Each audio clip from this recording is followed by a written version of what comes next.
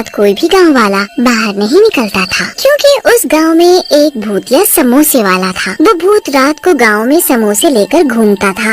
उसके समोसे की खुशबू पूरे गांव में फैल जाती थी। खुशबू से गांव वाले आकर्षित होने लगते थे और अपने घरों से बाहर आ जाते थे। वो भूत उन्हें उठाकर अपनी समोसे की दुकान पर ले जाता था और उन्हें मार देता था। इसीलिए गांव वाले अपने अपने घरों की खिड़कियां और दरवाजे रात को अच्छे से बंद रखते थे, ताकि समोसों की खुशबू अंदर न आए। एक दिन राजन शहर से 18 साल बाद अपने गांव लौटा था। अच्छा माँ, तुमसे तो मिल लिया, अब मैं जरा अपने दोस्तों से भी मिलाऊं। अच्छा जाओ, पर शाम ढलने से पहले घर लौट आना बेटा। हाँ माँ, ठीक है, मैं जल्दी आ जाऊंगा। राजन अपने दोस्तों से मिलने चला जाता है और मिलते ही राजू, श्याम, क्या तुम दोनों ने मुझे पहचाना? मैं तुम्हारा बचपन का दोस्त राजन, जो शहर पढ़ने चला गया था। यार तू मेरे दोस्त, इतने सालों बाद आया है तू गांव में। अच्छा दोस्तों, हम कितने सालों बाद मिल रहे हैं। चलो इसी खुशी में कहीं घूम कर आते हैं। नहीं नहीं, हम नहीं जा सकते। क्यों, क्या हुआ? तुम दोनों घूमने के नाम से इतने डर क्यों रहे हो? क्या तुम्हें नहीं पता, इस गांव में शाम ढलने के बाद घर से कोई नहीं निकलता बाहर। पर क्यों, क्या बात है? क्या तुम्हें नहीं पता, रात के समय गांव में समोसे वाला भूत घूमता है।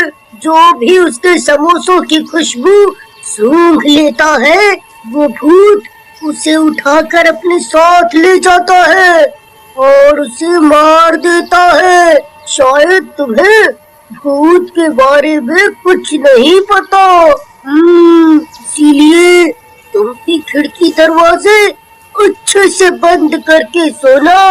चलो भाई, अब घर चले, अंधेरा होने ही वाला है। इतना बोलते ही राजू और श्याम वहाँ से चले जाते हैं। ये दोनों भी ना कैसी कैसी बातें करते हैं। कोई भूत भूत नहीं होता, शायद ये दोनों मुझे डराना चाहते हैं।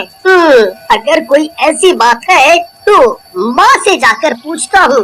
राजन वहाँ से अपने घर जाता है और अपनी माँ को सब बताता है। माँ, आज मैं अपने दोस्तों से मिलने गया था ना, तो वो लोग बड़ी अजीब सी बात कर रहे थे, कोई समोसे वाले भूत की। अगर कोई बात है तो बताओ ना माँ। अब इस बारे में कल बात करेंगे बेटा, अभी रात बहुत हो गई है, अभी तू सो जा। हाँ? फिर राजन अपने कमरे में सोने चला जाता है। राजन अपने दोस्तों की कही बातों पर ज्यादा भरोसा नहीं करता, जो उन्होंने भूतिया समोसे वाले की बात कही थी, और वो खिड़की खुली रखकर ही सो जाता है। और रात में भूतिया समोसे वाला हाथ में समोसे की प्लेट लेकर गांव में घूमता है। ओ गांव वालों, जरा खिड़की खोल कर कोई हमारे भी दर्शन कर लो, हम भी तो तुम्हारे अपने हैं। एक बार तो दर्शन कर लो हमारे। ये मेरे बनाए हुए गर्मा गर्म समोसे तो चख लो एक बार। पर किसी के भी घर की खिड़की नहीं खुली होती। कोई बात नहीं, मैं खुद ही देख लेता हूँ कि आज कौन मरेगा मेरे हाथों से। ऐसा तो हो ही नहीं सकता कि आज मैं खाली हाथ यहाँ से जाऊँ। तभी भूत की नजर राजन की खिड़की की तरफ पड़ती है। फिर समोसों की खुशबू खिड़की से होते हुए कमरे में राजन तक पहुंच जाती है। समोसों की खुशबू पहुंचते ही राजन आकर्षित हो जाता है। क्या खुशबू है? ये खुशबू तो समोसों की है। खुशबू इतनी अच्छी है, खाने में तो और भी स्वाद हो गया, स्वाद। राजन खुशबू के साथ साथ बाहर आने लगता है, और राजन जैसे ही घर से बाहर आता है, वो समोसे वाला भूत उसे पकड़ लेता है और उसे अपनी समोसों की दुकान पर उठाकर ले जाता है।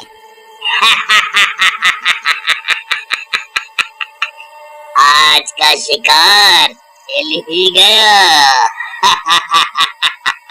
ये सब देखकर राजन डर से थर थर कांपने लगता है और पसीना पसीना हो जाता है।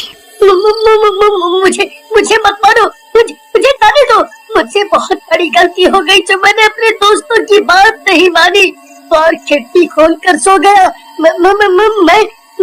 मैं तुम्हारा सारा काम कर दूंगा, झाड़ू, पोछा, बर्तन, जो कराना चाहते हो करा लो, पर मुझे जाने दो, मुझे जाने दो। नहीं नहीं, बिल्कुल नहीं। अब कोई फायदा नहीं। जब तक मैं पूरे गांव वालों को अपने हाथों से नहीं मार देता, तब तक मुझे चैन नहीं मिलेगा। राजन भूत के आगे बहुत गिड़गिड़ाता है, पर भूत के आगे उसकी एक नहीं चलती। जैसे ही वो अपने लंबे लंबे नाखून उसके सीने में घोंपने वाला होता है, तभी उस भूत को राजन के गले में पड़ा ताबीज दिख जाता है और भूत ताबीज देखकर चौंक जाता है। ये ताबीज तुम्हारे गले में कैसे आया? ये ताबीज मेरे पिताजी की आखिरी निशानी है। माँ ने बताया था जब मैं बहुत छोटा था, तब मेरे पिताजी ने मुझे ये ताबीज पहनाया था, पर वो अब इस दुनिया में नहीं है। ये बात सुनते ही भूत की आंखों में आंसू आ जाते हैं। ये ताबीज मेरा है और मैं तुम्हारा पिता हूँ। मैं कुछ समझा नहीं। राजन को कुछ भी समझ नहीं आता। तब भूत पूरी बात बताता है कि कैसे वो भूत बना। बेटा, आज से बहुत साल पहले गांव में मेरी समोसे की दुकान हुआ करती थी। मेरे समोसों के चर्चे दूर दूर तक फैले हुए थे। एक दिन सरपंच के बेटे ने भी समोसों की दुकान मेरी दुकान के बिल्कुल सामने खोल ली, पर उसके बनाए समोसे स्वादिष्ट नहीं थे और बासी भी बहुत थे। इस वजह से सभी उसके बनाए समोसे नहीं खरीदते थे। मेरे बनाए समोसे ताजा और स्वादिष्ट होते थे और उसकी खुशबू से ही लोग अपने आप मेरी दुकान पर खींचे चले आते थे और कई समोसे खा जाते थे और तो और अपने घर के लिए भी रखवा कर ले जाते थे। इस वजह से सरपंच का लड़का मुझसे बहुत चिढ़ता था। एक दिन उसने मुझे रास्ते से हटाने की योजना बनाई और चुपचाप मेरी दुकान में आग लगा दी और दुकान के साथ मुझे भी जलाकर मार दिया और मैं भूत बन गया। तब जब तक मैं उसे मार नहीं देता, मेरी आत्मा को शांति नहीं मिलेगी। पिताजी, अगर आपकी मौत सरपंच के बेटे की वजह से हुई है, तो आप गांव वालों को क्यों मार रहे हो? बेटा, जब मेरी दुकान में आग लगी थी, तब किसी ने भी मेरी मदद नहीं की। सभी खड़े खड़े देख रहे थे बस। इसलिए मैं इन सबको मार दूंगा, पर मैं अभी तक सरपंच के बेटे को मारकर अपना बदला नहीं ले पाया, क्योंकि वो अपने घर को हमेशा बंद रखता है, कभी भी बाहर नहीं आता। पिताजी, मैं इसमें आपकी मदद कर सकता हूँ, पर आप मुझसे वादा करो कि आप गांव वालों को नहीं मारेंगे। भूतिया समोसे वाला राजन की बात मान लेता है और फिर राजन पूरी योजना बनाता है कि कैसे सरपंच के लड़के को घर से बाहर निकाला जाए। योजना के हिसाब से एक दिन राजन चुपके से सरपंच के घर की खिड़की पर समोसे से भरी प्लेट रखाता है। कुछ देर बाद सरपंच का बेटा समोसे की खुशबू से आकर्षित हो जाता है और घर से बाहर आ जाता है। अब मैं तुझे मार कर अपना बदला लूंगा। पर तुम मुझे मारना क्यों चाहते हो? है? और इस राजन को तो तुम कुछ भी नहीं कर रहे हैं? क्योंकि तुम मेरे कातिल हो। तुमने मुझे मारा है, इसने नहीं, और गांव वाले भी निर्दोष हैं। मैं और तुम्हारा कातिल? कौन हो तुम? है? कौन हो तुम? इसके बाद भूत अपने असली रूप में आ जाता है। बंसी, तुम? ठीक पहचाना, बंसी हूँ मैं। तुमने मुझे जलाकर मार डाला था, याद आया? देखो बंसी भाई, देखो मुझे माफ कर दो। मुझसे बहुत बड़ी गलती हो गई थी। मुझे माफ कर दो बंसी भाई, मुझे माफ कर दो। और उसके बाद से उस भूत ने कभी भी किसी को परेशान नहीं